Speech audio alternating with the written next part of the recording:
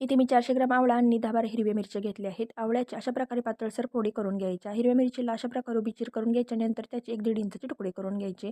आता सर्व आवळ्या आणि हिरव्या मिरच्या कट करून घेतलेल्या आहेत. एका पॅनमध्ये 2 चमचे धने, 2 चमचे जिरे, 2 चमचे बडीशेप, 5 चमचे मोहरी, पाऊण चमचा मेथी दाणे, 10-12 लवंगा आणि काळी मिरी घालायची आणि हाताला सोसवेल इतपत गरम होईपर्यंत आपल्याला हे चांगले भाजून घ्यायचे आहे. नंतर ते एका ताटामध्ये काढून घ्यायचे. आता गॅस बंद करायचा आणि गरम असलेल्या पॅनमध्ये 2 चमचे मीठ आणि 1 चमचा सैंधव मीठ घालून हलकेसे गरम होईपर्यंत ते चांगले भाजून घ्यायचे, म्हणजे यातील मॉइश्चर कमी होते. आता त्याच पॅनमध्ये पाऊण वाटी तेल ओतायचे. तेल चांगले गरम झाले की यामध्ये अर्धा चमचा मोहरी घालायची. मोहरी तडतडली की गॅस बंद करायचा. अर्धा चमचा जिरे, 4 लवंगा, 4 काळी मिरी आणि थोडा दालचिनीचा तुकडा घालायचा आणि गरम तेलामध्ये व्यवस्थित परतून घ्यायचे. आता त्यामध्ये पाव चमचा हिंग, अर्धा चमचा हळद, लाल तिखट 1.5 चमचा घालून व्यवस्थित असे तेलामध्ये परतून घ्यायचे. एका भांड्यामध्ये काढून घ्यायचे. तेल पूर्णपणे थंड होऊन द्यायचे.